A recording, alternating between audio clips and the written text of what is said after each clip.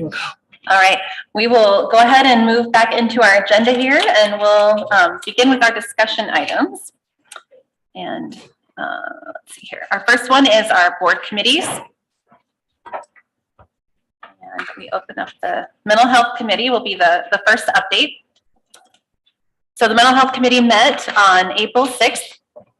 We heard an update about the middle school mental health screening, which they saw 42 students were screened, and out of those, 35.7% had a follow-up clinician. Sorry, my computer is doing all sorts of strange things right now.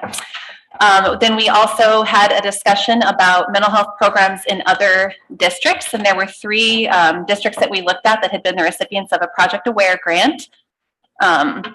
Those were Davenport, Sioux City, and Waterloo. So we talked through a little bit about what those different districts are doing and what things we might want to borrow, or what might be some concerns that we would have with adopting those. And then we will have a little bit more discussion about that in the future. So my computer has shut off, but so can someone tell me when our next meeting is, Deanie?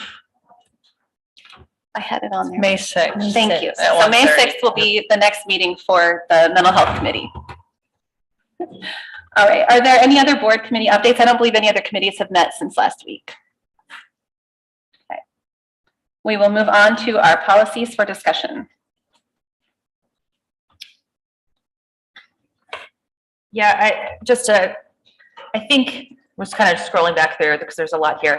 These were largely updates with some new policies, I think, that stem off of separating some things out. Is that a fair recommendations of ACSD? Yeah. In their review.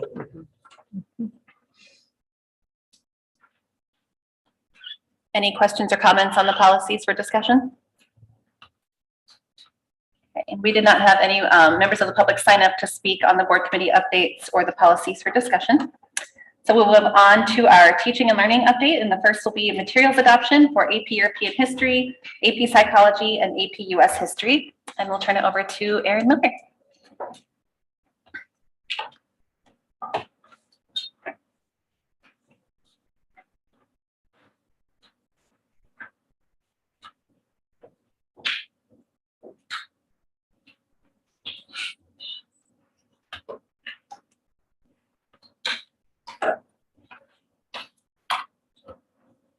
Well, good evening. Thanks for the pause here. I thought I was going to have it on 2 screens, and now we get it on 1. Well, we're excited to be here. This is Cynthia Gillette. She's a high school AP history teacher. And so we're going to talk just a little bit about some recommendations that we have for you this evening as we open our AP textbook review process for some social studies courses. So the AP review process is just slightly different from our process that we went through last week, because in order to get an AP course approved by the College Board, you have to follow some of their guidelines and recommendations and rules. So we don't have the same wide range of options that we would if we were not adopting a textbook for an AP course. So this, we have to start with their approved textbook list, right? There's some requirements that AP has. Then we take it through the equity screening rubric, and then we talk about best practices and AP alignment. So it's still some of the same things that we talked about when we were here last week, but just a couple of modifications. So tonight we have 3 different AP courses that need to have textbook adoptions. If you are trying to get your AP course approved, you can't do it if you have a textbook that's older than 10 years. So AP courses have to have updated textbooks, sometimes on different timelines than the rest of the content areas as they go through. So that's just a little side note. So in each one of these slides and on the board agenda form, you'll see the course title, the name of the recommended textbook that we have, and then we're just going to tell you a few of the high-level details about the textbooks and why the teachers recommended them tonight. There are usernames and passwords, so because these are copyrighted materials, they did not allow us to put the whole textbook online for review, but they did do excerpts. So the logins are on the board agenda form. They're also going to be on our website. So anybody who would like to log in and preview some sections of these books can do so. And then there's a feedback form that will be open through the end of next week. So you can give us whatever feedback you'd like about those, and we'll share that with the board before we come back for a recommended action item. So that's kind of the process here. So AP European History, Kirsten Sullivan teaches this course. She was very sad she could not be here tonight. There's also some soccer conflicts going on. So she's cheering on soccer while we're cheering on her textbook. So she just wanted to kind of share that this particular textbook has a very high level of writing. So that's important as AP is trying to get us prepared for, or is the equivalent of a college course. But she also thought the activities were really engaging, and there were lots of tools for students as they prepare for the AP exam as well with this particular book. Another strength as we were working through the equity rubric was that it really includes multiple perspectives in this book. So it's got a lot of like viewpoint sections, right, where it'll give you in the book, and you'll see it when you go online for the samples, those opposing viewpoints. So I thought that was really interesting, especially because with a Western civilization course, you could very easily get one perspective. And so it was interesting that there was a lot of primary sources from a wide variety of groups. So she wanted us to highlight kind of both of those things. So I can either pause for questions at the end, or if you have some course specific questions, most likely I'm going to write them down and ask Kirsten, but we may be able to answer them for you. Just a quick question. Is the high level of writing, are the three below that a subset of that, or are you talking about a higher vocabulary, or? Yeah, so the high level of writing is not, the rest are not a subset of that, Okay. just that's kind of its standalone.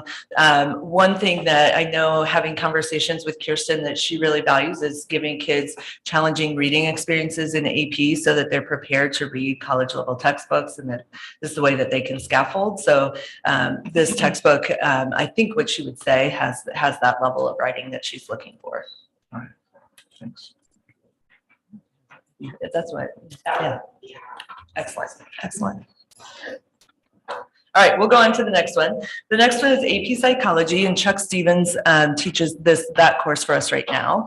And so when you were thinking about AP Psychology text, he was like, well, there's really one that everybody uses, and it's this Myers textbook. And the course textbook that he's currently using is out of date. So we had this interesting time period, I guess, because AP Psychology is coming up for a redesign by the College Board. And so while it's going through that, they're also redesigning this textbook. So they're coming out with a 4th edition of the textbook that will be ready for the 23-24 school year. That leaves us without an approved textbook because the current textbook is too old for next year. The nice thing is the publisher knows that and is willing to give us basically access to the 3rd edition for next year and the 4th edition for the year after. And Mr. Stevens liked the book enough and said, this is the one. He went through the standards alignment and the equity rubric and said, yeah, this is the one we need. And he's willing to make that jump with them between the 3rd and 4th edition. And we can do it at basically the same price. The publisher is like, yeah, we know this book is going out in a year. So we're confident in that. And so that's why you'll see the 3rd/4th edition bundle. What you'll be able to preview is only the 3rd edition. They don't have the 4th edition ready yet. So just kind of an aside there. But again, so that's the flexibility in the purchase agreement. So if you're concerned about that, that's kind of how we do that. The other thing that we noticed really stood out in this one when we're thinking about the equity rubric was again, that variety of perspectives, especially across images. I was really impressed as we were going through about the different images and examples that they were drawing from lots of different backgrounds. So that's AP Psychology.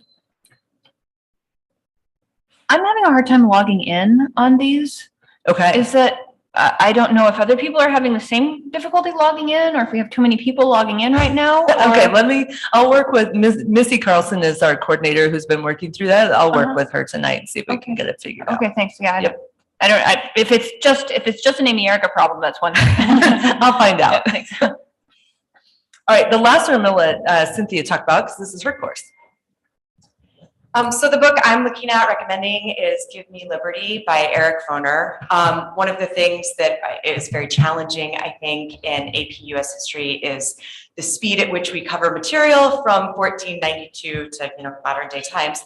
So what Eric Foner does that's really nice is a running narrative throughout. He keeps revisiting this idea of who is an American and what does it mean to be an American. And so that's a great way of just connecting everything that I really liked. His book has about 10 fewer chapters than our current book that we use. So he's just, that's just easier to kind of get through for a sophomore.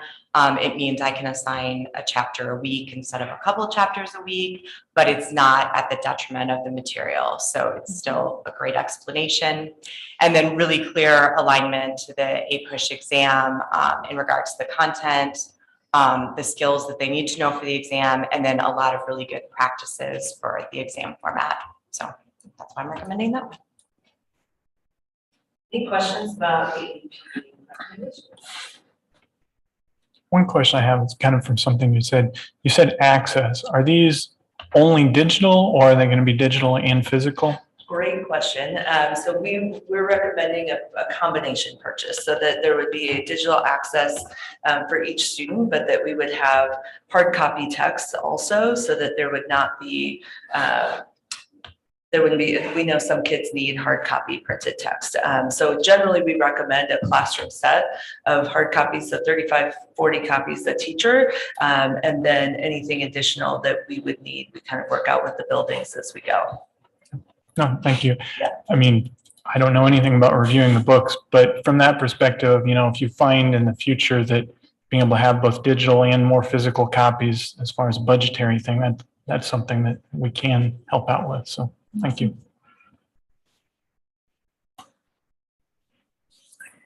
I'll assume this one also has a difference in perspectives and viewpoints as well with the equity rubric. Yeah, yes, absolutely.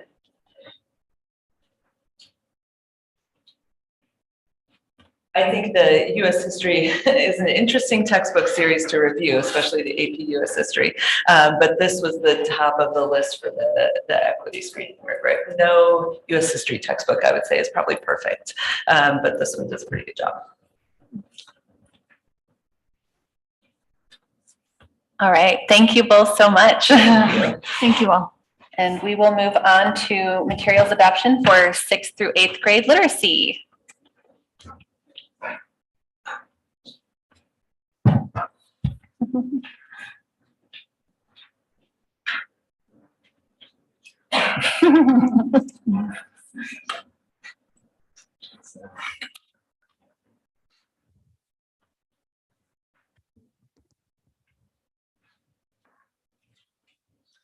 All right, so I'm really excited to have this team up here with me.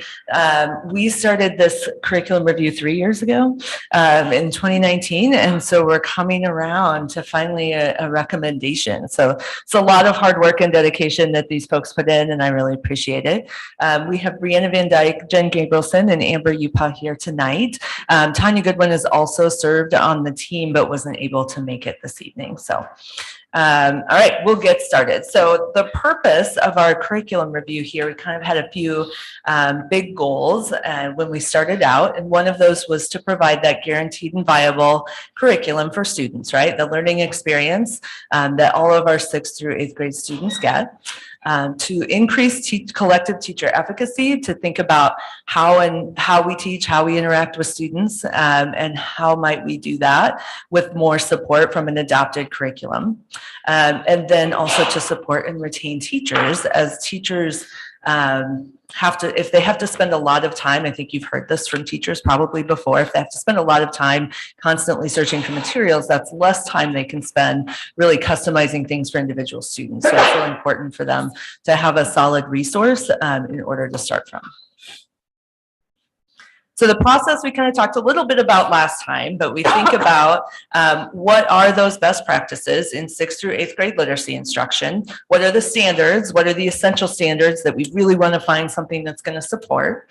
How can we examine materials that are out there through that equity lens? And then what aligns best, right? After we think about those things. So this team has done a great job really researching what is the best practice in literacy instruction and how can we find things that might match, and they have a really great recommendation for you tonight, or we do. So we kind of wanted to just talk about each one of those sections a little bit. The best practices, they've done a lot of reading, they've attended national conference, they've really been thoughtful in how can we figure out, if we had to sum up what are the best practices in middle school literacy instruction, what might those be? So you'll see those on the slide there. I'm not going to read them all to you, but I think they've done a really great job in being very thoughtful and intentional around these practices. The standards process, so this is a review. This is, I think we did start this before COVID, standards work, and thinking about what are those critical skills that we really want all students to know. We know we're going to teach all of the standards in the Iowa core, but we know we can't teach all of them to the same level, or we would never make it through a school year. There's way too much to teach in 1 year to the same level. So we have to think about what goes together in a bundle, how might we prioritize, where we spend our time. And we don't want that decision to be driven by a third-party publishing company. We want to make that decision because these teachers know our students the best. And so they've made those determinations. And then we talked about what does it look like to be proficient? So when you see proficiency scales, that's what that means. What does that really look like for students? How might we think about that in a 6-8 span? And then what might we want to see in a set of materials to support these decisions that we've made?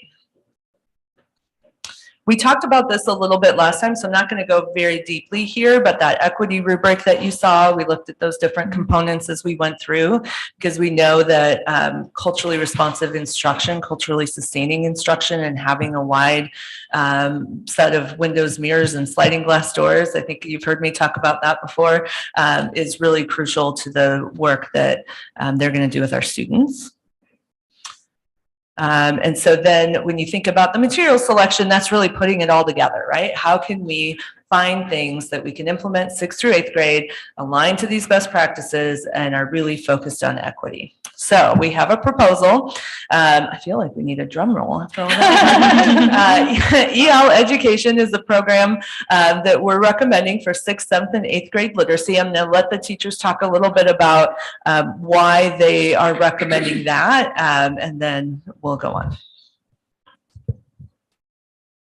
So a couple of components that I appreciated the most about this particular curriculum resource was the strong focus on equity and in both representation and high quality instructional practices. And so when we think about representation and where that lies in this curriculum, there are so many topics that come up 6 through 8 in the different units that happen. So it's a wide variety of identities through these topics, from Native American boarding schools to the hidden figures and accomplishments in space, the Harlem Renaissance and Latin American folklore, and so much more. So that, in terms of representation on the equity rubric, really grabbed our attention. And then we'll talk a little bit more about this. Best practices is such a wide term, but this resource in particular focuses on explicit vocabulary instruction, systematic building of background knowledge, 6-8, and then really helping kids to analyze complex texts.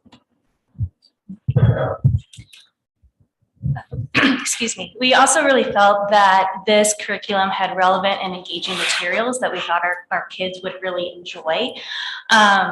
And all texts were chosen based on student and teacher recommendations and then vetted by the EL curriculum team. And we feel that these texts are over topics that will hold our middle schoolers' attention, but also resonate with them emotionally. And we liked how the diverseness of the text, and we felt that our kids could see themselves in these materials. There's a variety of materials. It's not just novels. It's also videos and short stories and poems and newspaper articles and timelines and maps, and so a wide range of those as well. And we appreciated how the materials were closely aligned with the targeted science and social studies content standards, which helps build background, which a lot of our kids are in need of. But then it also helps to reinforce the knowledge across those content areas for deeper study. We felt that this curriculum promoted active classrooms that were filled with problem solving and collaboration. where the teacher talks less and the students think and talk more. And finally, we really like the performance assessments. We believe that they will not only be engaging, but they'll also be fun for the kids. Some of those examples of those where they'll be creating podcasts and developing multimedia presentations, audio museums, illustrated ebooks, a solution symposium, and lots of fun activities we think that they would be engaged in. We also appreciated the strong connection and support that this curriculum provided in the area of social and emotional learning throughout the units. The use of collaboration, discussion, and real-world connections aid students in building empathy and developing a lens with which to view the world that is much more open to others' ideas. It sets kids up to be successful and builds confidence by helping them meet challenges, but also emphasizes the importance of students learning from their mistakes and to persevere when things make it hard. The curriculum also promises to help students develop initiative, responsibility, collaboration, as well as helping them become ethical people and part of their community. Building a lot of these soft skills into the academic modules will scaffold throughout all grade levels due to the same vocabulary and structure throughout the curriculum. As we researched the different curriculums that were available, we also looked at ed reports to see what their review of this curriculum was, and EL Education scored very high in all three of the areas that ed reports reviews on. So the three criteria that they use are text quality and complexity, building background knowledge, and usability. Again, EL Education scored high in all three of those areas, and a few points to note about that. EL Education uses core texts that are engaging, rigorous, and relevant for students. It provides true close reading practice and supports students in their inquiry and analysis, as well as in vocabulary development. The text sets in EL Education are carefully organized and include tasks that support knowledge building, along with skills in research, writing, speaking and listening, and analysis. The materials promote mastery of grade level standards by the end of the year. The alignment to the standards is clearly designated throughout the program, not just for teachers, but for community and families as well. And teachers are provided with ample supports to implement the curriculum with fidelity while they support their students' learning and grow in their own professional expertise. And then finally, as we looked at different curriculum, we wanted to make sure we found something that was based in the science of reading. The science of reading is an interdisciplinary body of scientifically based research about reading and issues related to reading and writing. We know that instruction that is informed by the science of reading ensures students become proficient readers and confident learners. So reading comprehension is the product of two components, word recognition and language comprehension. And at the secondary level, we focus on that language comprehension piece. So this means building background knowledge for students, increasing their vocabulary and their knowledge of word structure, developing understanding of language structures, increasing their verbal reasoning skills, such as the ability to make inferences and understand figurative language, and improving literacy knowledge, such as the ability to distinguish between different genres and understand print concepts. So through its use of content-based literacy modules, EL Education does all of these things. It uses instructional practices that align with the science of reading, such as read-alouds from a variety of complex and high-interest texts to build knowledge and vocabulary. They use robust conversations to develop students' academic language, and they provide explicit instruction in grammatical structures and academic vocabulary within the context of other reading activities.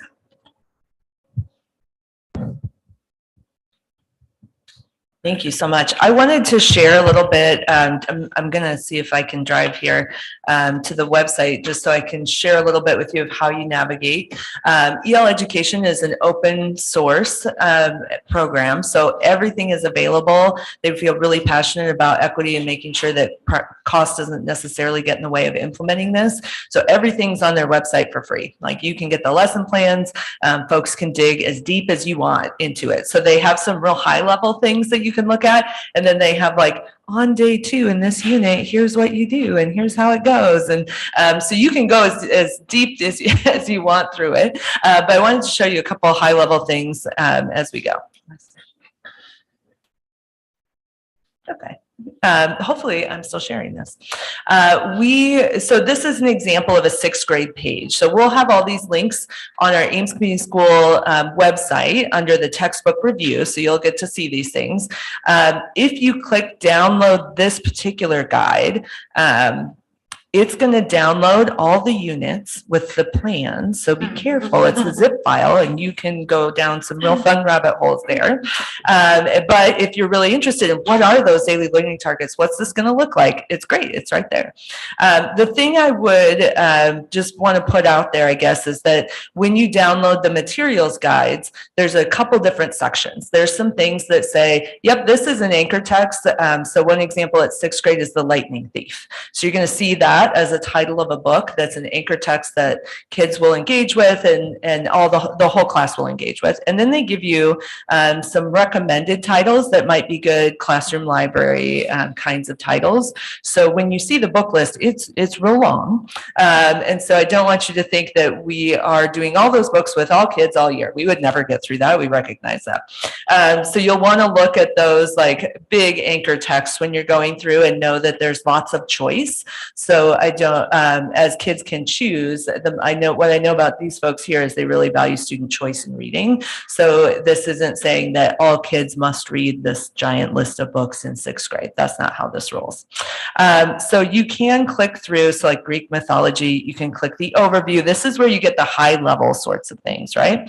And off to the side, you can see like independent research reading. So, and texts and resources that you might buy. That, again, that is a wide list of things. So staying on this main page where it kind of gives you the overview is maybe if you're looking for a high level, what's this going to be like for a 6th grader? That's where you'd want to stay. Again, if you want to get into the details, the nice thing about this is you can click into anything that you want and go as far as you want at each of the grade levels. If you want the overview, I'd stay on those main pages. So what question, I think that's probably a good overview or a place to stop. We also are going to have this online and we have a feedback form that you'll be able to, the public will be able to provide feedback. And that will be open similarly to AP through the end of next week. What questions can we answer for you? So first of all, I just want to say congratulations. It sounds like you guys have done a lot of work and it sounds like a really fantastic set of curriculums, whatever. Yeah, it sounds awesome. As a professor myself, I'm like, wow, I wish they had like all of this stuff put together for the university classroom, though I wouldn't actually, don't know that I would actually like that. But yeah, anyway, that's a digression. How do you, so there are many options of texts provided. How do you all choose? Is that chosen at the grade level among all the teachers within a grade level, or how does that work? Yeah, I'll start, and then if anybody wants to jump in. So there's going to be some in this that are required. So let me see if this will, so it'll show you here, right? So the lightning thief in this unit is the text that all students are going to encounter in some way, right? Percy Jackson and the Olympians, they recommend, so there's a viewing component to it, right, as the partner text. And then there are lists of books that are more like, I have to find them now, but they're optional, right? So those would be the things that kids might have choice within. So if you stay on this is more the required text. Also, there's way more here than teachers will get to in a year, especially a first year of implementation. So there'll be things that as we go, we might not read all of the Lightning Thief, or we might have to choose excerpts from it, or we might read all of the Lightning Thief. So the mentor text would be Percy Jackson and the Lightning Thief. And then along with that, there's there's different videos and articles and other short stories to read with it, where you can read all of them. As a teacher, I would decide how much of that I wanted to read or how little of that I wanted to read with the kids. And then the optional reading list could be a list for kids to read independently or in a small group. If we had time to do book groups, we could do something like that with those. I guess 2 questions that are related. What's this curriculum or this change intended to improve? And then kind of what's the takeaway or implication we should take away as we talk to people in the community about this? Well, we're hoping to get it closer to our goal. So you remember the educational equity goal is around reading, right? Annually decrease the disproportionate reading incidents, so, or scores. So that's one of our primary goals here. And one of the reasons the teachers recommended this and that I support this recommendation are the research components. So Ed Reports gives it very good reviews in terms of helping kids to scaffold or helping to scaffold so that kids can reach that high bar. I think sometimes, at least in my past, I was guilty of being a little bit maybe too willing to lower the bar, like, oh, it's okay, I'll help you with this.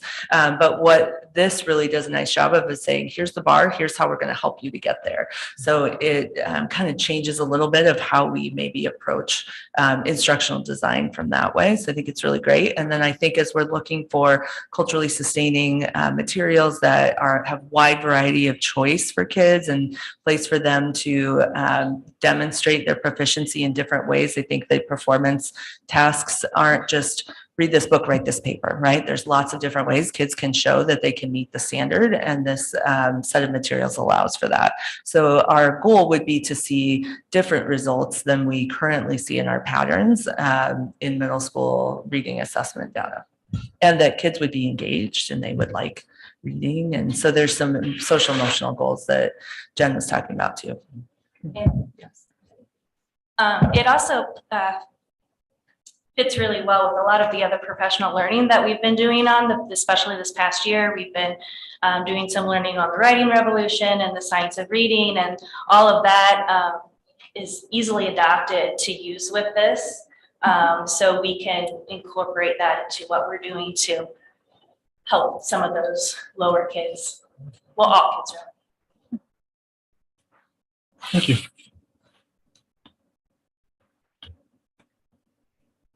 All right. Well, thank you all for taking the time to come and join us tonight. We appreciate it. Thank you. Okay, and we did not have anyone sign up to comment on the teaching and learning item. So I will go ahead and open our public forum, and I'll read our statement on public comments.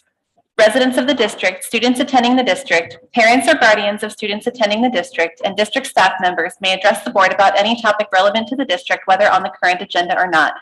Those who wish to speak must sign up at the beginning of the meeting.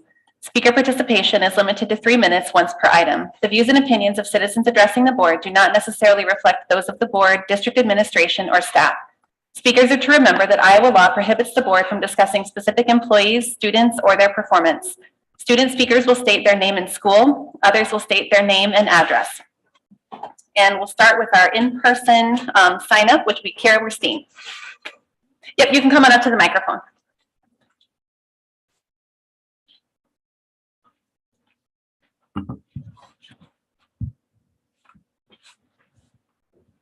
Thank you. My name is Kira Werstein, and I live at 2516 Camden Drive. I'm a parent of 3 children in the Ames district. With respect to the curriculum that was just proposed from the EL education, first I just want to say that I wholeheartedly support meaningful conversations on race and justice, and children should learn. I want my children to learn about racism in the world and in our country, and they should learn about the civil rights movement and heroes from that era like Martin Luther King Jr., Harriet Tubman, Sojourner Truth, Rosa Parks, and many more. And these are heroes that have led the way, bringing our country together and people together in our shared common humanity. Sadly, that curriculum, I hope that we all can really dig into that. I went through the EL education website today, and it has some concerning material. I'm sure there is some content that's helpful and educational, but there's also content that's against Iowa education law. Specifically, House File 802 that prohibits any staff or student trainings in school districts that teaches stereotyping and scapegoating towards others on the basis of demographic group identity. It also prohibits the teaching of the United States and the state of Iowa as if they are fundamentally or systemically racist. With a look through that curriculum today, when it was posted on the agenda, I found multiple violations of these laws. For example, this is right off of their website. The EL education says, We commit to, this is our first bullet, examining how racism lives in each of us as individuals and in the fabric of our organization and its policies, culture, and traditions. First, I agree that there is racism in our country and the world. However, this publisher states right on their website that they commit to literally teaching racism in their curriculum. Put another way, they're teaching children that they are, and all humans are racist. In addition, the website says, we subscribe to author Ibram X. Kendi's definition. One either allows racial inequities to persevere as a racist or confronts racial inequities as an anti-racist, and there's no in between, no safe space of not racist. I don't support a curriculum that teaches children that they're racist. This proposed publisher's curriculum violates Iowa education law. I encourage the district to select a curriculum that studies the civil rights movements, women's suffrage movement, human rights movements in a way that brings people together in common humanity, and one that's also consistent with Iowa law. Thank you, Kara.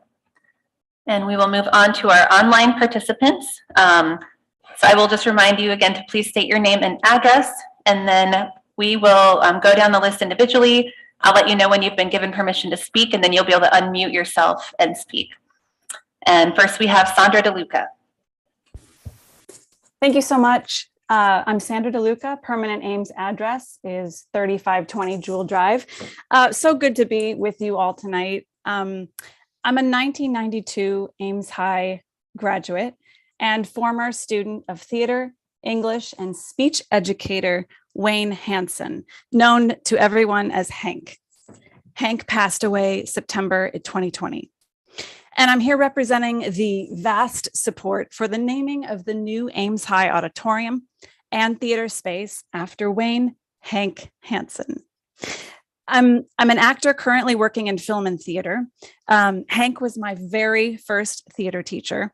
I learned from him the skills to be able to do what I do. And I'm zooming in from out of town tonight because this is so important to hundreds of us who are making a life with skills that Hank taught us. We may have a fellow grad here in person. Others of us are joining via Zoom tonight to represent this large Ames High graduate community. So I want to say there are people here from across the state. We have others from New York. We have Boston here, Minneapolis, St. Paul. We have Washington, D.C. represented, Portland, Oregon, all of them showing up because it's that important to them too. I know at least one of you on the board knew Hank as part of our team at Ames High. For those of you who didn't know Hank, he was from Iowa, he stayed in Iowa, and he devoted his entire career in the service of educating Iowans, serving 30 years at Ames High, where he taught speech, English, and built the theater arts program, establishing its standard of excellence, which, in my opinion, exemplifies the spirit of Ames High. We learned from Hank social skills, the benefits of a strong work ethic, self-confidence, problem solving, emotional intelligence, collaboration, and communication skills. Okay, all vital tools for really anything we end up doing in our lives. He also cared deeply about who we were, how we were doing, and who we were becoming. So for many, he was a source of support and a crucial lifeline during the high school years. Hank did not have children. We, his students, are part of his legacy. Many of us who went on to pursue careers in education, art, and theater count Hank as our biggest inspiration. So this includes hundreds of professional actors, artists, filmmakers, TV producers, directors, production assistants, gaffers, sound artists, designers. The list goes on and on and on, including others who took different life paths, who say they still think back on his caring influence and are better for having known him. I see that I'm almost at time, so I'll wrap it up. We respectfully request that the new Ames High Auditorium and Theater Space be named after Wayne Hank Hansen, to celebrate his legacy of excellence in education and to establish a lasting connection between his former theater students and all of our future Ames High students who will carry forward the excellence in education that Hank and Ames High have embodied. Thank you so much to the board for your time and consideration, and thanks to all of you who showed up in support of this request. Thanks so much. Thank you, Sandra. And next we have Maddie Bro. You've been given permission to speak. Thanks so much, everyone. I'm happy to be here tonight. My name is Maddie Bro. I'm originally from Ames, Iowa. I'm a graduate of Ames High School from the class of 2012. I'm a former athlete of the late Coach Dan Flannery, and I currently reside in Herndon, Virginia. I'm speaking today on behalf of the Ames Swimming and Diving alumni community in support of naming Ames High's pool after Coach Dan Flannery. Though we have approached the board before with this ask, the topic is one that we hope to keep on the minds, or rather top of the minds of the Ames community ahead of the opening of Ames' new pool this fall and high school as well. Coach Flannery's legacy and impact are alive and well today. We recently asked about experiences of alumni who were competing under Coach Flannery, and alumni from the 90s and early 2000s shared the following impact statements. The first is from Andrew Van Meter of the boys swimming team. He swam from 1999 to 2003. He says, Dan Flannery was one of the biggest reasons I stayed in the sport of swimming and helped me bring back the love that I had for it when I was discouraged. He could be your coach, mentor, friend, whatever you needed at the time. He also says that he treasured the 4 years that he had under Dan and the values and life lessons that he taught me over 20 years ago, and that they're still present in his everyday life. Additionally, another impact statement that we had from a member of the women's team, Anya Deckers, now Doolittle. She says, whether you were a varsity swimmer or were only able to compete in exhibition events, Dan had the unique ability to make every swimmer feel like they were an asset to the team. Another way in which his legacy now lives on is that the number of lives he touched was also demonstrated as part of the petition that we have on change.org, which now has nearly 6,500 signatures and counting as of April 2022, all in support in naming the new pool after Dan. We also hope that another example of memorializing a coach's legacy is considered, in that Valley High School in West Des Moines named its pool after the late coach Mark Wagner, who passed away in 2008. Like Dan, he's also a Hall of Fame swim coach, and we hope that Dan Flannery's legacy and tenure are similarly memorialized. I'll quickly wrap up here. The tragedy here is that Coach Flannery will never be able to coach in the pool that he fought so hard to build. He will never again be able to inspire young minds to aim high in everything that they do. And naming the new pool after Coach Dan Flannery is the perfect way to memorialize his legacy. And we thank the board for its consideration of this important action. Thank you. Thank you, Maddie. And next we have Steve Stark. You've been given permission to speak. Hello. Hi. Thank you. Yeah, my name is Steve Stark of 2115 Hughes Street. I'm also speaking on behalf of Ames High School swimming alumni, along with my colleague and former teammate, Maddie Bro. I'm speaking today to wholeheartedly encourage the school board to name the new Ames Natatorium after the late Coach Dan Flannery. Dan coached me from ages 6 through 18, and I coached alongside him at the Ames Golf and Country Club once upon a time. It is impossible for me to capture how much Dan meant to the Ames community, to Iowa swimming, or to me and my family personally, particularly in 3 minutes. So I'll limit myself to 2 areas to highlight his worthiness of this honor. Those are his commitment to others and his commitment to the Ames community in particular. While Dan coached countless future college swimmers and even some that went on to compete at the U.S. Olympic trials, Dan was so beloved and respected because no matter how fast or how important the swim was, he made everyone feel important and that they were part of something bigger than themselves. He cheered just as hard for kids chasing their first blue ribbon as he did for state titles. He knew everyone's best times probably better than we did. He was a beacon of passion and inclusivity, which is precisely the image the new facility should espouse. Secondly, he devoted everything he had to the Ames community. People may not realize that Ames swimming coaches have a national reputation. The coaches of Michael Phelps and other Olympians knew Dan and of his success, and he certainly had opportunities to coach elsewhere and at higher levels. But Dan loved this community. He loved teaching, he loved coaching, and he knew he could make a real impact here. As you'll remember, Dan's vision for the new facility wasn't just about a place for competitive swimmers. He saw it for what it could be for the entire community because that's what he cared about. I must admit that Dan would probably be the last one to ask for this. I'm sure he would much rather the district spend the resources on an extra set of lane lines or better starting blocks.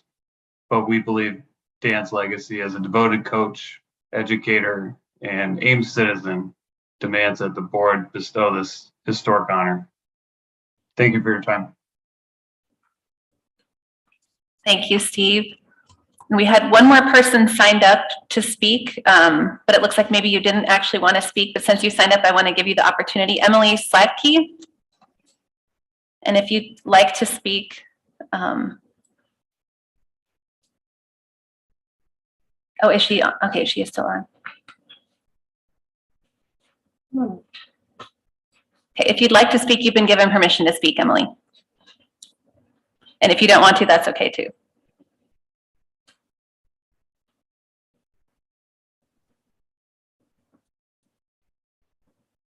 Okay, I think I gave good enough wait time, so I will go ahead and close our public forum. And we will move on to our consent items, and I'll entertain a motion. I move approval of consent items as presented. Second. Moved by Franzen, seconded by Linkaitis. Superintendent Vincent? My pleasure again this evening to acknowledge a gift of cash for Hope Pantry given by the Collegiate United Methodist Church and Wesley Foundation.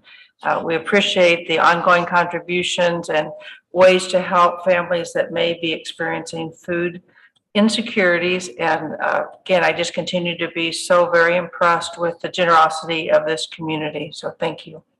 Thank you, Superintendent Vincent. It was moved by Franzen, seconded by Linkaitis to accept the consent agenda. All those in favor say aye. Aye. Opposed, nay. Passes 7-0. Moving on to our action items. The first action item is the 2022-23 school day hours.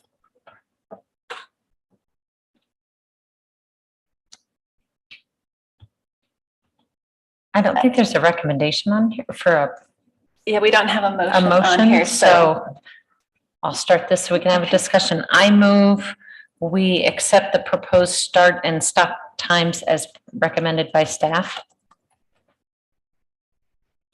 Second. Give me 1 second, I'm writing it down. Okay, moved by Franzen, seconded by Linkaitis. Discussion?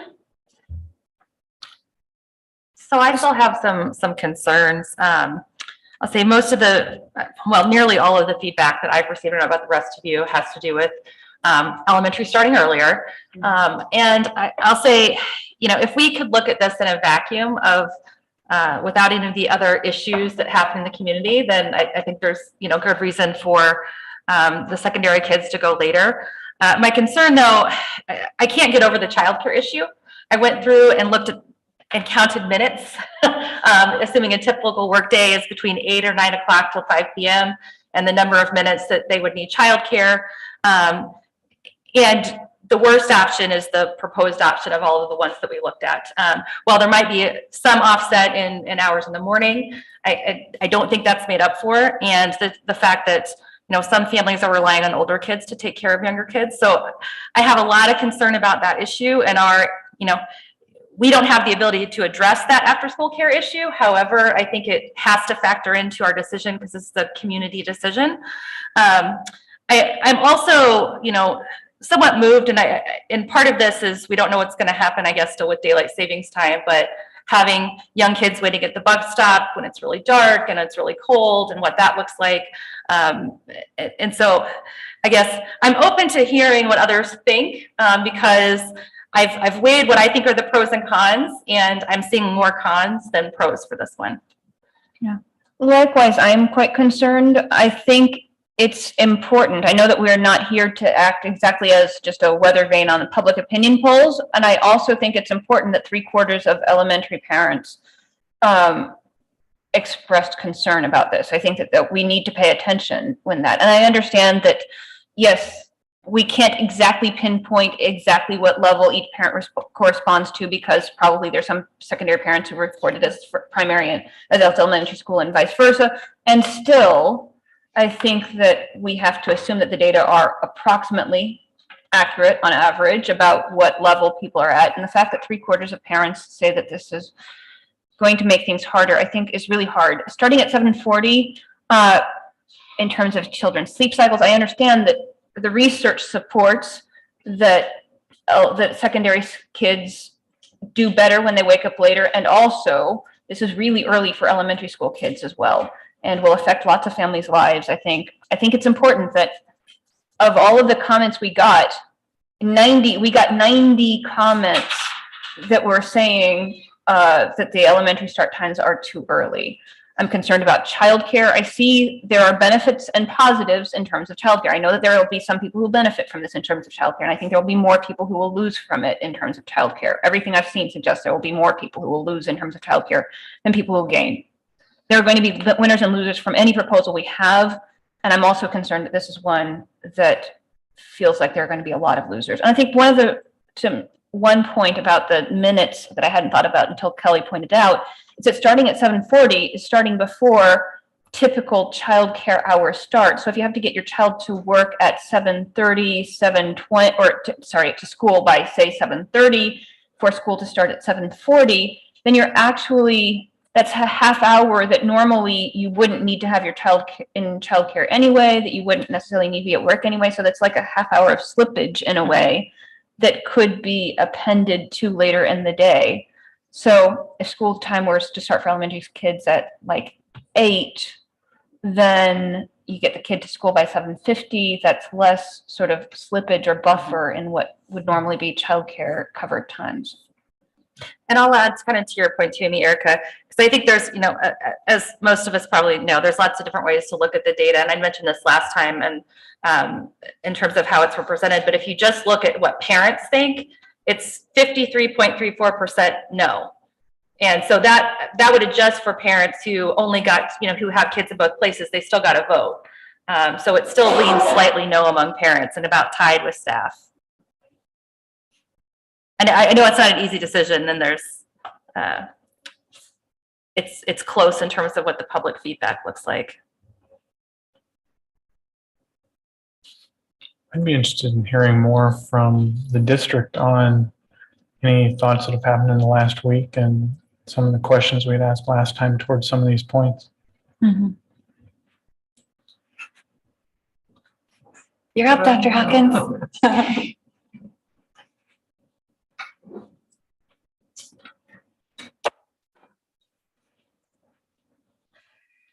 Good evening. Good evening. Good to see you all. I appreciate us engaging in this conversation, and I want to say I agree wholeheartedly. Difficult decision because there's pros and cons on lots of sides of it. But I want to address your question, Dr. Beerbaum, as directly as I can. What did we find out, or what did we hear within the last week? So I actually had this information prior to last week. Just didn't come up in conversation last time, but I want to report to the board that one of the things that I had looked into to be able to intelligently speak with the board about this topic was, what impact might this have on students in the secondary part of our system who are leaving for activities? And if the release time is later, what impact would that have on kids missing class time? Because that was actually a common concern reported by both students and parents in our secondary level. And so I got information from our activities department, both at the middle school and high school. From what our high school reported was just when students leave typically for different events. The overall conclusion of the high school activities director was that more kids would be missing more class with later start times. More quantitatively, I could tell you from the middle school, they looked at this year's number of events that required to leave for or transportation. There were 80 different events like that at our middle school this year. 30, let me double check this. I think it was 34 of those 80 events would have called for students to leave somewhere between 2:15 or closer to 2:45. So again, if the end time is later and they still need to leave at 2:15 to 2:45, that's more school missed. So that's something that I think is important to consider. I can tell you our high school master scheduler said, yes, indeed, we're still at a stage of the process in master scheduling where we could get many of our students, particularly students involved in these sports that would be missing, an 8th-hour study hall or open period.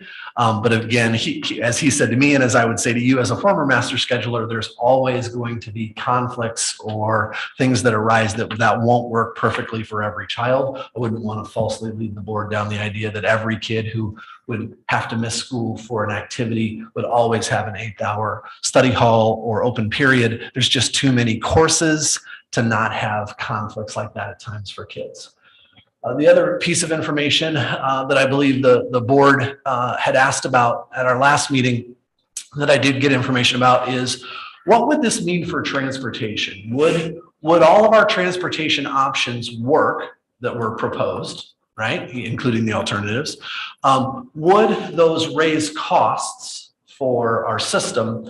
And then also, how might they impact the ability to provide transportation for activities after school? So our transportation department, by the way, I'll just take the opportunity to give Sarah kudos here. She does a great job for us and she's wonderfully responsive. So I appreciate her work. She got back to us right away, as she always does. She indicated that yes, all of those options would work. They could make all of the transportation options work. She indicated as far as how might these impact the ability to provide transportation, what she indicated was essentially all of our activity routes occur right when dismissal happens, and assuming that activities begin right when dismissal happens again, will be perfectly fine. Where I can't predict for the board is with a later time, will that mean that there's more activity routes running for both the middle school and the high school? That's what she cautioned us about, was if that were to occur, then we could incur some more costs because they have enough staffing and they have enough, I don't know if to say a fleet, they have enough capacity, I'll put it that way. They have enough capacity to run 4 routes, activity routes, in addition to the school to home routes that they do at the end of the school day.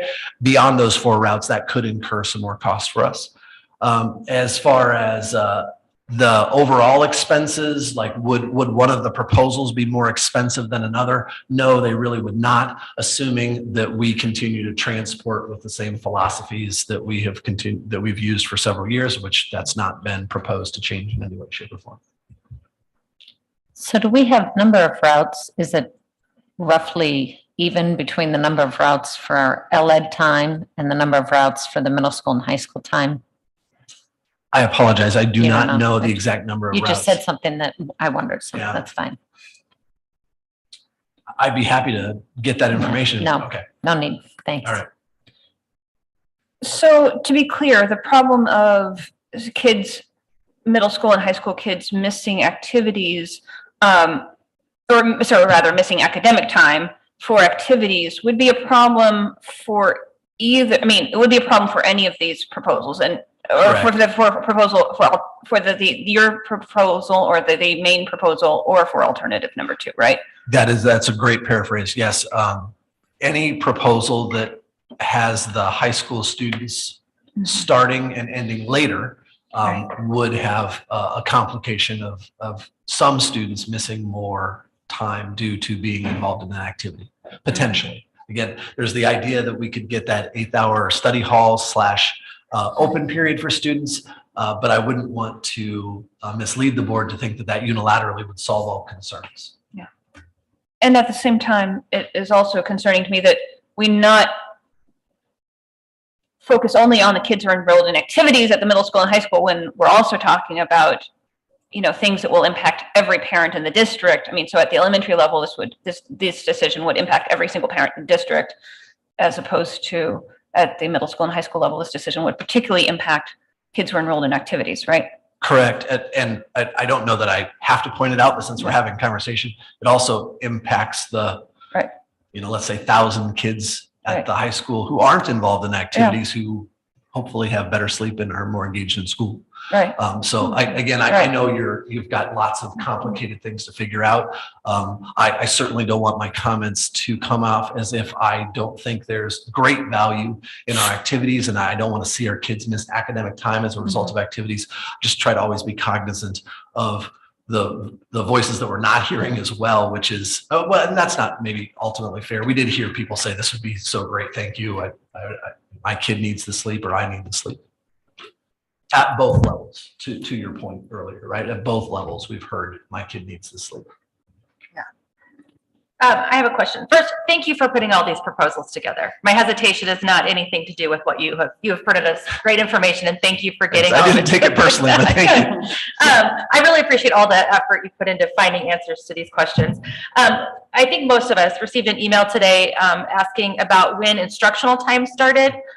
Versus, when they're responsible for students. So Sure. How does that work? I'm happy to address that. So I think the example that I'm aware of is an elementary example, right? Yep. And I'll walk through that a little bit. So as we may know here, most of our elementary buildings, the doors open for kids to come in at 8:10 a.m., right? Again, I would reiterate that our buildings do a nice job when the weather's inclement of getting kids inside prior to that. But at 8:10 a.m., that's when the doors open and the majority of kids are in our school. And at that time, supervision of those kids begins, right? So our staff are needed at 8:10 to begin supervising kids. However, we do not expect all kids to be there at that time. And we do not expect instruction to begin for all kids because there may be kids in the cafeteria eating, there may be kids that haven't been dropped off yet, so on and so forth. So instruction time does not begin until 8:30, even though there is, work, and I appreciate the work that our staff are doing with those kids beginning at 8:10 and maybe in some situations sooner. The recommendations that are made are about instructional time. Right. So in this case, I would say instructional time when we began the year at the elementary was from 8:30 until 3:30. Right. And so these recommendations aren't about recommending when supervision time begins, because what I'm trying to accomplish in all of the proposals is that we accomplish a 6-hour and 35-minute instructional day. Okay.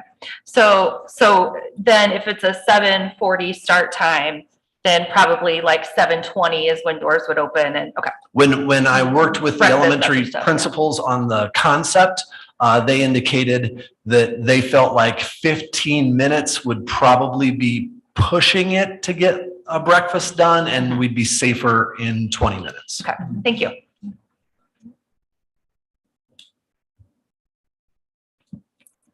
I'm trying to think how to phrase this. So Dr. Hawkins, this is a proposal. Can you walk me through what has brought you to the place to bring this proposal to the board? Sure, yeah.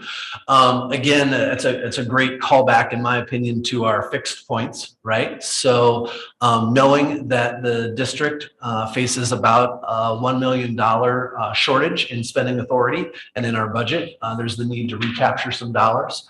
So that really, to be frank, was what kind of started the question that tagged along with some of the history of the question. I believe at our last board meeting, you had indicated that maybe this had come up in each of the 6 years that you were on the board. So, right, so it's been an existing question. There was maybe 24 months it didn't come up, but I think we all know what we were discussing. Fair enough, right. But yes, the reason that it probably resurfaced from my perspective at this time was the desire to get some budgetary savings, right? And so we worked, so some of the first questions were with Transportation with Durham to say, what could it look like if we extended that time? What could we do to reduce routes, right? And that extension to 50 minutes is what could reduce 10 routes per day at $200 per route. Then knowing that was a viable strategy for saving money, I redug into past feedback and past processes. And then my desire was to do something thoroughly enough that we could answer the community's questions, have a clear understanding of the topics at hand, give the board the information, as much information as possible to make a good decision for our community. What led into my specific proposal, rather than proposing one of the alternatives, was that I thought, okay, it accomplishes a 6-hour and 35-minute day. It accomplishes the cost savings, and it's the best opportunity that I see to align to the research base without pushing everybody to a later start, and at least in my opinion, exacerbating some of the concerns we've heard about the later release. Related to that, so I looked over the summary of research, which is largely focused on secondary age students, right? So what does the research say about the elementary kids and how much sleep they need and what the best time to start their school is? Because like, and ideally, some of these small towns we talked about last time, they all start at the same time, right? Yes, But we'd have to have that space, so. Well, for me, that's a fixed point, that we have that space. That's that's agreed. Okay, all right. I guess the question is, what's the other side for the elementary Right. kids? So I appreciate that. Yes. And as I said at our last meeting, we have a great community that is research oriented. So I did have a community member, actually, I believe it was a parent, a person who responded as an elementary parent, link in a research article that indicated also our elementary students benefit from a later start to their day. I'm trying to recall that specific. I'm not sure if there was a time associated with that. I apologize, but it was very clear that that it indicated that younger students also would benefit from a later start to the day academically, parallel to what some of that secondary research was. I would say I haven't read this research, so I want to give that caveat, but I did have some other responses that indicated there's pediatrician recommendations for somewhere between 10 and 12 hours of sleep for our young kids. Again, I'm not a pediatrician and I haven't read the research, but I want to fully answer your question. Okay, thank you. So I know this is not an easy decision, and I don't think that there's any perfect answer unless we were to take away one of our fixed points, right? Like if we were to say, we decided that we don't need to save that $300,000, that it's more important that we have everybody's start time be a little bit later. Because I think when we surveyed the community, we asked about the proposal that's being presented, the recommendation that's being presented, and we didn't ask about any of the alternatives. And so we don't have any feedback from the community on the alternatives. And my guess would be, if you put this out and said, we want to make high school start even earlier, overwhelmingly, they're all going to not be in support of it. The way that I look at it, it's just tricky because we need to recoup that savings. And because we have to do that, we have to put this space in the day that is just going to make it challenging for a huge segment of our families. And I just don't see a perfect solution. You know, I know that a lot of the secondary families I heard from who've been listening to the board meetings talked about their concerns about if you push the high school dismissal back later, then, or even middle school especially, what about club sports and activities? And, you know, it's like, there's a whole host of concerns whichever route that we go. And I think for me, this seems like the best proposal. This is the one that's most researched. This is the one that we've asked for feedback on. I know it's not perfect, but I'll have to support it. I think one thing I would add, just because it's something we've talked over a couple times, and I might disagree with how we got there. It might have come to this, as Dr. Hawkins said, we started talking about it again because of the financial aspect, but it's something we have talked about a lot in the past. And I would actually say the financial aspect, I wouldn't say is because of this year's thing. I think it's just the financially responsible thing to do this, because it gets us X numbers more staff and teachers, right? So whether or not it was this year or not, I would still say it's financially the correct thing to do. So I wouldn't look at it because of some specific budget thing this year that might be different in some other year. That's a great point. Yeah, That's well said. You know, that amount of money is that's a significant amount of staff. That we'd love to keep in our classrooms. You could conceivably have like a teacher per elementary school from that amount of money. That's correct. And that's significant. I guess the question for me is not, I agree the fixed point, right? We need to save this money. That is a given. I think the question for me is whether it is better to, it goes back to the question about what's the research, right? If it's better for everybody to start later, then why have we decided that we're going to go with that for secondary, but we're going to make the elementary kids go earlier? Does that make sense? Like somebody's going to lose in this situation. The status quo, correct me if I'm wrong, but if we were to maintain high school starting first and keep that distance, high school starts 10 minutes earlier than it currently does. Is that right? That's an option. I could put multiple options before the board.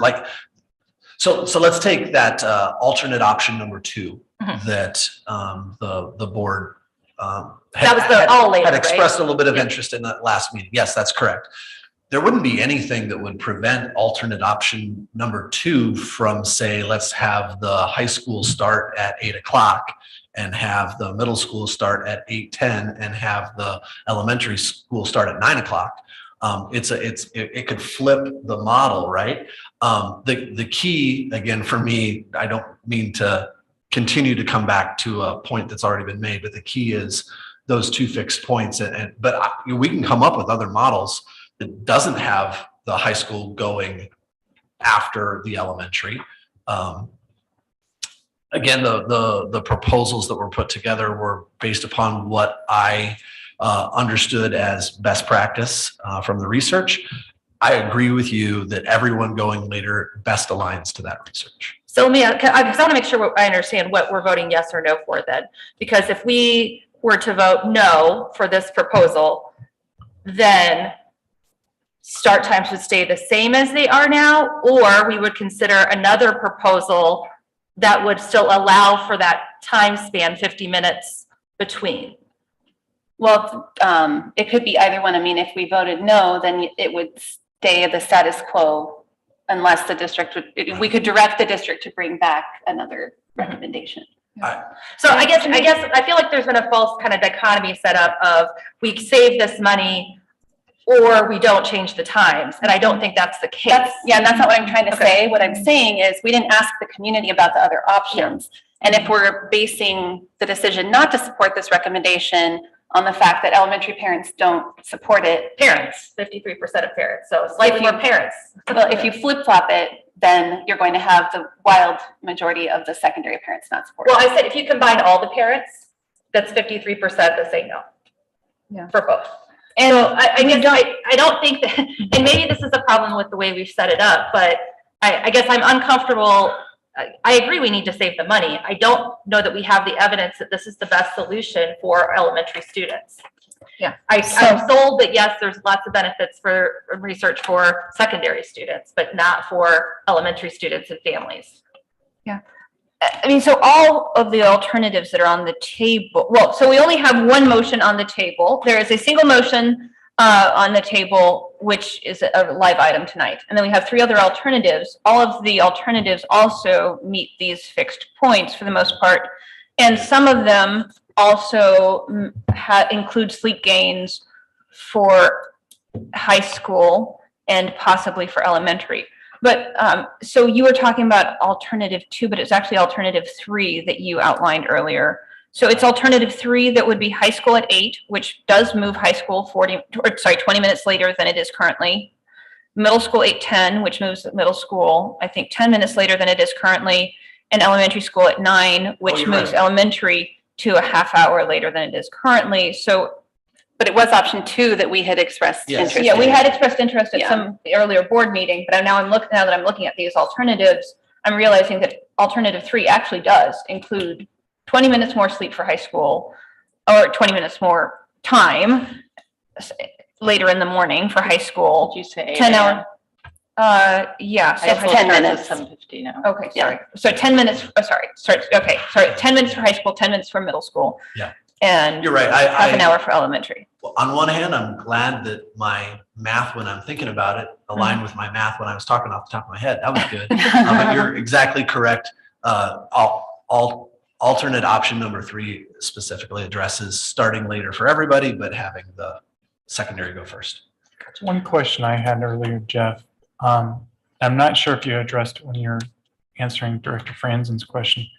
What led you specifically, or the staff specifically, I should say, to the recommended option as opposed to alternative 2? Effectively, what recommended you when you had those fixed points and you said high school first to say 740 versus 8? There was a decision to choose that time. What was that decision based on? It was precisely from what I've heard from President Shields Cook, and that is I haven't surveyed. I have the most information about the concerns as well as the pros, if you will, for the proposed option, because I haven't asked our community about any other options. So it was the one that I felt I had the most information about. I guess what I mean is you chose that as staff as the one to survey the community. Yes.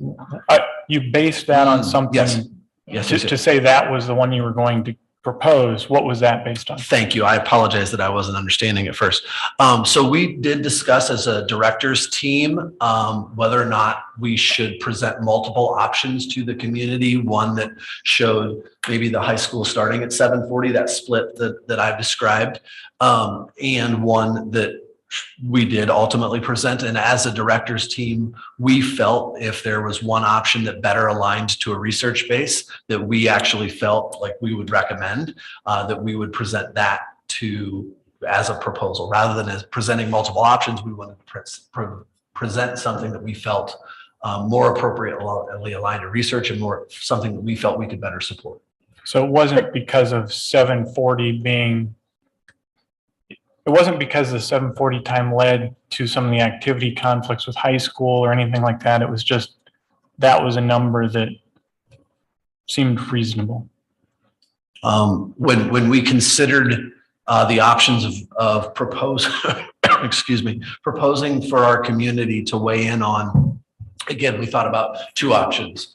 Do we present something that shows high school commencing at 740? Or do we show something that has elementary flipped? Do we do both or do we just do one? Our conversation landed on just doing one because we felt like we struggled as a staff to support asking our high school students to come even earlier. Okay, so 740 was kind of a fixed point that you had decided. Yeah. We did not as a team discuss what if we moved everybody later. So to give credit to, or whatever, to speak about that, the team did not discuss alternative options 2 and 3 as potential proposals. So to be clear, research does not support alternative number 1, but it's alternatives 2 and 3 are not any more or less aligned with research as far as we're aware, right? Except that alternative 3 would be a sleep gain, but not as much of a sleep gain as alternatives 1 or 2. The motion on the table versus alternative 2. I apologize for interrupting your question. I'm sorry. You're correct. Alternative 1 does not align to a research base, which is again why the director's team chose not to propose it for feedback. Most of the research that I did read, which I would acknowledge was secondary oriented, listed the benefits that students receive when coming to school at 8:30 or later for secondary students. Okay. So I would argue that alternative option number 3 doesn't well align to a research base. 10 more minutes for our secondary students, I don't think is going to really move the needle from a sleep cycle standpoint. But so I do think if we were looking for something, in my opinion, if we were looking for something that better aligned to a research base and was later for everybody, alternative 2, to my best understanding of a research base, would best align with that. Again, the give and take, as President Shields Cook just pointed out, is then we've got the concerns on the backside of the day with missing instructional time at school, as well as, my older kid provides childcare or all those options. So I concur with everything I've heard from the board.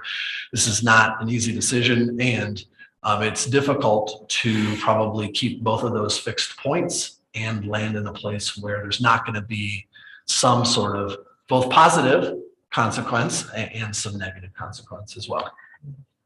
But again, but when we're talking about research and basing this on research, we're not, and maybe this is just a void in me not having this to hold on to. We have research that says this is good for secondary, but it seems like the research that we do have does not say it would be good for elementary.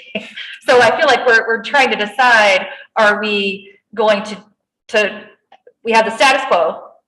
We could make things worse for elementary, or we could make things better for high school. I don't think we have evidence that it would make things worse for elementary. Well, in Just terms a of lack sleep of- cycle, yes, and. Well, I mean, I the could just research be, personally, my student is already up at early, like Well, mine is 5:45. too, but I'm trying to you know? look at research, not Right, and I'm just right? saying, so there's no, we don't know that elementary kids are losing Well, sleep. Dr. Hawkins was saying the amount of There- sleep and what from the research he had done would indicate that later start times. Is that right? There was one piece of research that I read that indicated later start times were important for our elementary students. One of the other pieces of research suggested that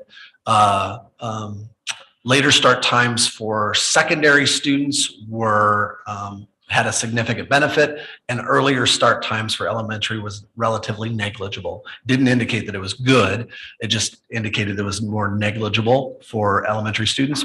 But again, But that was that just the one study, or was that? yeah, that was okay. just one study that I'm aware of. And again, there was another study that I did read that indicated later starts for elementary kids were beneficial as well. I'm just trying to understand that, like, if we're relying on the research and what's best for student learning and sleep cycles, it's incorrect to say, as far as I can tell, that it's better all around in any one of these decisions, right? And unless we get more research on the elementary question to I say would that that's not the case. Can we hear from some of the other board members, please? I would just be curious if there's any others. This is heart-wrenching to have to make this difficult of a decision. This is what it's been like. I mean, we've all, those of us that have been on this board during COVID, you always knew when you were making one of those decisions, there was going to be a segment of the community that was going to be really torqued off with you.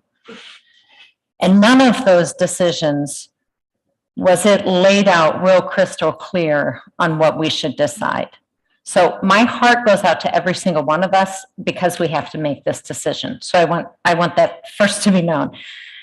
I think I would like to hear from some other board members because I'm curious when I look at the information that our staff has presented and some of the research and some of it speaking specifically about potential opportunities to assist with closing the achievement gap, that catches my attention.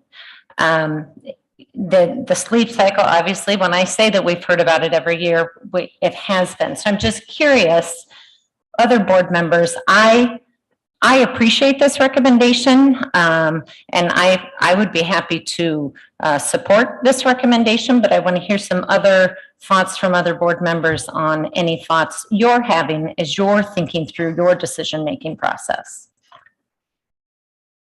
That's okay. I appreciate all the work you've put into this. You've done a lot of research, and I trust that you've brought us the best proposal from all the different myriad of proposals you could bring, and I support it. I know from a few years ago when the same idea was presented and the community was surveyed, one of the things that struck home with me was that teenagers' sleep cycle actually shifts. They cannot go to bed earlier. It's very difficult for them to fall asleep. That they just will get less sleep because of how their bodies function as they grow. To me, that's very compelling because, I mean, we're all parents and I can see those things happening in my own home. But this decision isn't about what's impacting my kids, it's what's impacting all the kids. And we have an awful lot of kids that are going to benefit from us adjusting the times for them in the secondary school system, and I support it. And I feel similarly. It means a lot to me that it weighs heavily that the staff are bringing this and that they've looked through options and struggled. You know, we're saying it's difficult for us, but I think it was difficult for them to come to this decision. And I also appreciate your equanimity and responding to our questions and doing it with such care and respect. So that speaks a lot to me too. I'm ready to vote in favor of it, although I know it's a wrenching and difficult. There's going to be a difficult result in any case for us. Yes. I thank you for bringing all the stuff. My key question really was a question about why 740 verse 8. Because to me, alternative 1 really isn't acceptable because of some things we've said. And alternative 3 is even less acceptable because elementary kids starting at 9 would cause havoc for families that need childcare in the morning and can't afford some other way. Yeah, I would likely support it, although I wish there was a way to do alternative 2. To me, if this sounds like a bad way to say it, if we didn't have to take into account activities kids have after school, which of course we need to, I think alternative 2 would cover all the things we would want. I would really want to see, if we do go forward with this proposal, I would want to see how it goes over the next year and see if we find areas we need to make adjustments. And especially see if there's things that we could do with Durham right now, the way we have the buses set up, we have some very early routes relative to when school starts. I would like as much as possible, if we move forward with this proposal, to make the duration elementary kids have to be on bus as small as possible. Because that is one of the primary concerns, and anything we can do with that, even if it means like for one route, we need to do something that's a little bit financially impactful, that would be worth it, or a few routes. If I could, it brings up other I agree. In my opinion, and from what I've looked at, the best thing we can do to reduce route time for our elementary students is to ensure that every elementary child goes to the neighborhood school for which they're zoned to reside in. So again, just to be clear, that's probably the strategy that we could use best to reduce route time. That too causes some complications, right? Because we've moved. I'm getting onto a different topic. So let's not get you onto that topic, but I would say as a follow-up to this, looking at things like that, other strategies so from the board perspective, my direction or request would be to please look into those things and see what else we could do to minimize the impact in the toughest cases for kids. I think you raise a really good point.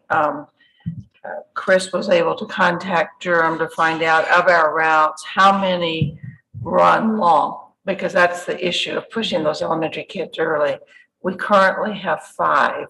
So it does seem like a doable thing to work with those 5 to consider how else might we reduce the time. And we ask about how many were at least 45 minutes in length. And of course, we know the state law is 60 minutes, we can't exceed. But I do think you're making a point that could also be addressed if we move forward. So running long in this case means 45 minutes or greater? We were asking about how many ran at least 45 minutes long, because less than that, you're in a pretty reasonable time. Right. But when you get out towards that 45 minutes to an hour, then that backs up or somebody's got to be first on, right? Right. But I think we could look into that in more detail and see if there's some other ways to shorten that time. And we haven't done the analysis to say who is it and where they attended school and where are there options to get them closer to home. But there'd be options to look at. And most of our longer routes are just naturally going to run at secondary because we have one middle school on the western side of town. We have one high school on the northern side of town. And so you're just, when you're busing from all over to one location, those routes are going to be longer. So that's why we have so few routes. I haven't talked to Sarah to see if some of those are because of kids being displaced and so forth, but we are trying, like Dr. Hawkins said, our best to get kids that are displaced back in their neighborhood schools, which will automatically then shorten those routes. I think that's something to take into account because, just like we had talked about, it's not just about when the academic time starts, it's when kids get in the building. it's also when kids get on buses. So like, there were some routes a few years ago, I know that I had heard of, I believe so, that there were secondary kids that were getting on buses like at 6:55, right? Yes, or earlier. So that would be even worse than what we're talking about now potentially, because I would hope, or the wish I would have is that we could make sure that no elementary kid has to get onto the bus earlier than like 7 or 7:05. And if we could spend a little bit more money to make sure that doesn't happen, I think that would be well worth it, and help take into account some of those concerns. All right, I think we should go ahead and vote. We've had a robust discussion. So it was moved by Franz and seconded by Lankaitis to accept the proposed start and stop times as recommended by staff. All those in favor say aye. Aye. Aye. Opposed, nay? Nay. Passes 5-2. Moving on to the policies for action. Thank you, Dr. Hawkins. Sorry, let me open this back up. I've got to type the password back in. If it fell asleep. Yeah, or just learn instrument. Okay, well, I can see it here, I guess. Oh, sorry, we just need a motion I first. moved the, Oh, sorry. I was, That's okay. do you want to make it? Go ahead. No, go ahead. I just was ready to discuss them. I move the board approve the policies as presented. Second. Okay, moved by Franzen, seconded by Winfrey. Any discussion? I was just going to say, I think we talked about these last time. I don't think there's any surprises here. Did we fix this, the S in the student school board representative one? Yes. Okay, great. I know that was the one thing I was going to double check. Yes. And I'll just point out for the folks watching that we do have our policy on naming facilities and subunits on here as well. Yes. Okay, it was moved by Franzen, seconded by Winfrey. All those in favor say aye. Aye. Opposed, nay. Passes 7-0. New Ames High School construction project change orders. I move the board approve the change orders for the new Ames High School construction project as presented. Second. One Move. thing I would mention here is from the previous facilities committee meeting we had, and just to bring up, Story Construction is working very much with Jerry to try to finalize that final list of things and try to keep any other change orders that don't absolutely need to happen from happening. So hopefully we're working through some are maybe big, some are little, but it's really getting the fine details as things start coming together. And we were privileged enough to go on a tour last week with Dr. Lawson, and it is looking great. So all these little things are gonna pay off in the end, I think. All right, it was moved by Beerbaum, seconded by Smith. All those in favor say aye. Aye. Opposed, nay. Passes 7-0. Board and staff items. Items from the board. I did not note down any requests from staff, but I didn't take a lot of notes, so. Could we, because I was going to ask if we could, and it doesn't have to be right away, but look at that bus data for if we're going to change times for the next year to see what we could do before then about those longer bus routes. Yeah. In elementary. I mean, I think it's a great idea to move the bus times earlier. I don't think that no earlier than 7 getting on the bus is realistic, given that we want kids dropped off by 7:20. So I mean, I imagine. Well, I don't think they have to be dropped out by 7:20, Just just by for the 7:40. Oh, but for breakfast. For buses, Yeah. for buses, they have to be dropped off. For breakfast, For yep. buses, they have to be dropped off by 7:20. So I don't think it would be realistic to say no child on a bus before 7. But there's little, I mean, Whatever as good we as we can can get it. Yeah, but don't they route those in August? I mean, they don't route them at this point, do they? No, They we won't wouldn't run. have No. the data on who's, you know, Well, because maybe people what- move and, I will say they try to minimize those routes as much as possible, and maybe Director Thomas can help me out as well, but we can't put 10 kids on a bus and start at 7 and put 10 kids on a bus. We don't have enough buses to do that. We don't have enough drivers to do that. It's not necessarily the distance. It's running those routes efficiently and getting as many kids on a route as possible that makes those routes go longer sometimes. We can certainly, Director Thomas and I can talk to Sarah tomorrow on those 5 routes and find out why they're over 40. I was not surprised that we didn't have the majority of our elementary routes over. I expect that to be more a secondary thing just because of the nature of having just one building. So what I might recommend then is that we just put something on the future agenda that in August or some date at which we will have that, we have a report come to the board saying, what are those? So we can look at them and just assess that for oversight. One thing I had, item from board, last year we had during Teacher Appreciation Week, which is the week of May 3rd, we all went into the buildings. We told teachers how much we appreciated them coming out of that year. There were cookies, there were bagels, and there were masks, all of which one of those I did not enjoy.